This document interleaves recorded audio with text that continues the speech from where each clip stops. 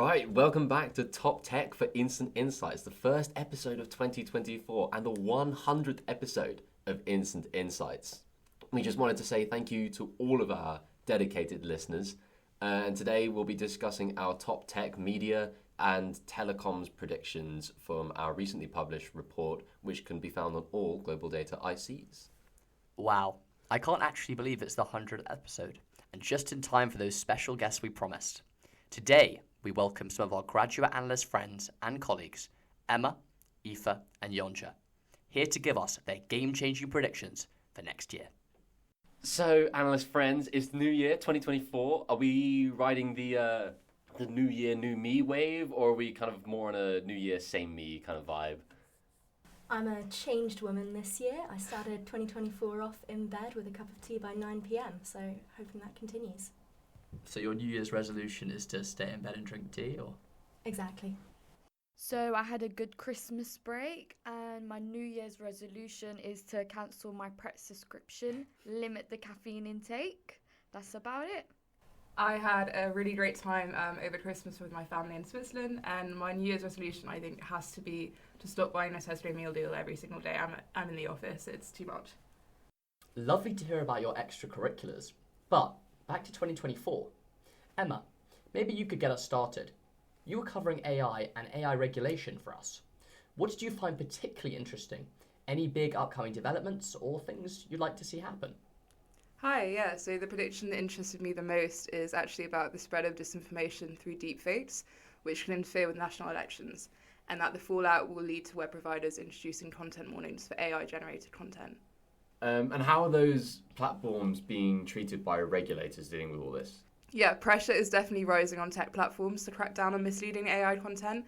There are several big elections expected in 2024, including the US, the UK, India, and Indonesia.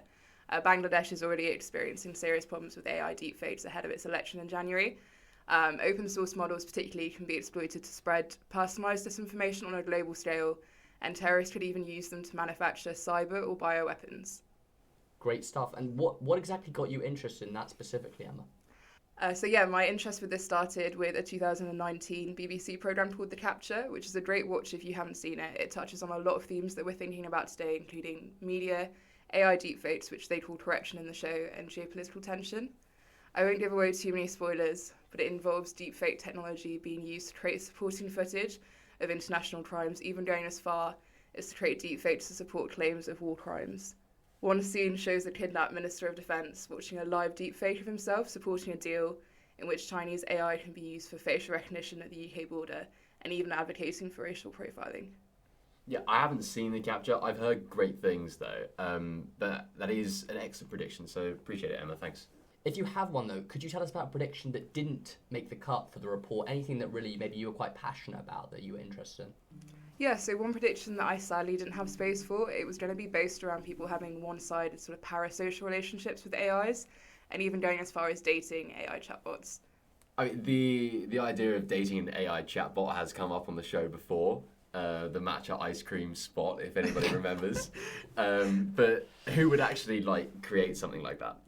Oh wow, Patrick! It seems you're quite interested in AI dating chatbots. Meta recently released 28 AI influencer chatbots modeled after celebrities on all of its platforms.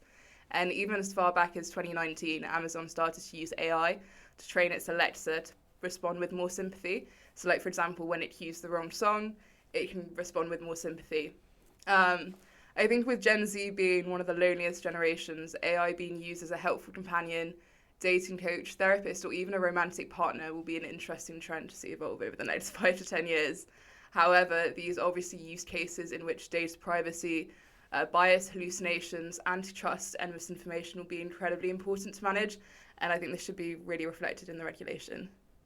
Well, it's sad to hear that, because it almost seems like, there's an implication that we are really that lonely that we need an AI to give us that companionship. Damn. But as you mentioned, there's always Amazon's Alexa to cheer us up. So it seems like there's lots of stuff happening with AI this year. This is easily one of the most defining themes of the year. I think we can all agree. But it does also feel kind of like the youngest child of all of our tech themes, and we can't really ignore some other very important topics for next year. Yonja, can you shine a light on batteries for us? Yes, so the battery industry is at crossroads right now, juggling tech innovation, collaboration, and potential scarcity. Lithium-ion batteries right now are stealing the spotlight, especially for drivers that pine for top-notch performance. But we also have a disruptor that's going to shake things up in the lower-end EV market. The prediction that has interested me the most is lithium iron phosphate batteries. They're disrupting the battery market, and China has got a firm grip on its production. Collaborating is key to not miss out on these developments. So we'll probably see the West team up with China. Well, batteries do seem to be a very significant area geopolitically, as well as economically. Was there anything else in particular that stood out for you? Yes, I don't have a prediction that hasn't made the cut, but there's like a lot of back and forth with solid state batteries, which has stood out to me in the process of writing my predictions. It's like this. The solid state batteries need a lot of tweaking in terms of performance, safety of course, and making them in big volumes. They've got to perfect the ins and outs of it before launching it to the masses. So it's just a waiting game until these things are figured out, and we most definitely won't be seeing them in 2024. I think sodium batteries are the real game changers.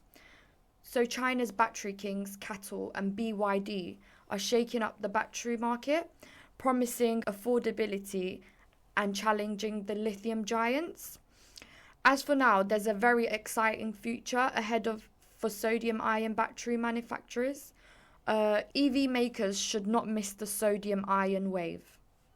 Cool, yeah, thanks, Yonja. And I hope the EV industry has been listening, taking some notes. Yeah, they certainly should be.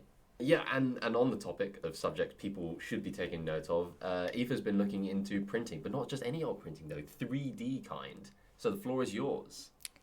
I love having the floor for a bit of printing chat. So the big question about 3D printing at the moment is whether it's ever actually going to scale up and fulfill the potential that so many tech companies and sci-fi fans initially thought it had. Long story short, I'm predicting that we definitely won't see mass manufacturing via 3D printing in 2024. The crux of the issue is, 3D printing just isn't reliable enough yet. The tensile quality and tolerance of the goods it produces just aren't high enough.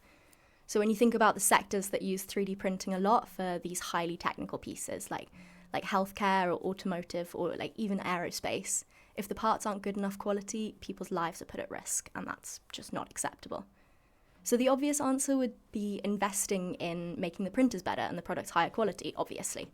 But at the end of the day, the metal 3D printers that these sectors need are just too expensive for the innovation to be worth it for the individual companies. So I think metal 3D printers, the cost ranges from $200,000 to $1 million. 3D printing could potentially overcome this with lots of market consolidation, but 2023 saw many merger and acquisition attempts between the big 3D printing companies with no such luck. So at the end of the day, there's just too many factors stacked against the 3D printing market for it to become widespread and used for mass manufacturing. Yeah, so it's interesting you mentioned that 3D printing could put people's lives at risk. I was always thinking about the other angle of people sort of 3D printing a weapon or a gun, which could equally put people's lives at risk. I mean, the only thing that I really know about 3D printing was from like tech at school. So what else is happening in 3D printing? Well, it's probably less important for the industry as a whole, but much more exciting. Bioprinting is going on a lot at the moment. Again, I don't think we're going to see much in 2024 specifically, but innovation will be accelerating, and in the next couple of decades, it's very possible that we'll be printing organs for transplant. Researching this was actually really interesting because of how many new developments are happening in bioprinting right now. It's all very science fiction. So in 2022, a woman who was born with only one ear had a second one printed for her using her own cells.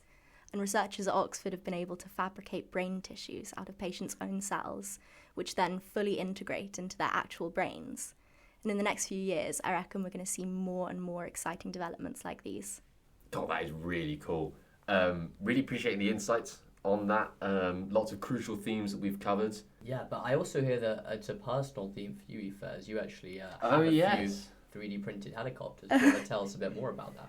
Yeah, we've got a whole collection of them at home in different colours. My personal favourite one is rainbow themed. Amazing. And now, as usual for this point in the podcast, we look forward to next month's headlines. Valentine card companies will have to adapt their cards to be AI friendly for the increasing market of machine lovers. Cards such as You Are the Bot of My Life or Truly, Madly, Deep, Mindly will begin to appear. We hope you got tantalised by a little bit of top tech and enjoyed the 100th instalment of Instant Insights. Join us next month for the 4th episode in this series. I think some more predictions are coming your way. Thanks for listening, and remember, to hear some more, you have to sign up to our webinar, which the link is under the description. It's the 18th of January for our TMT predictions.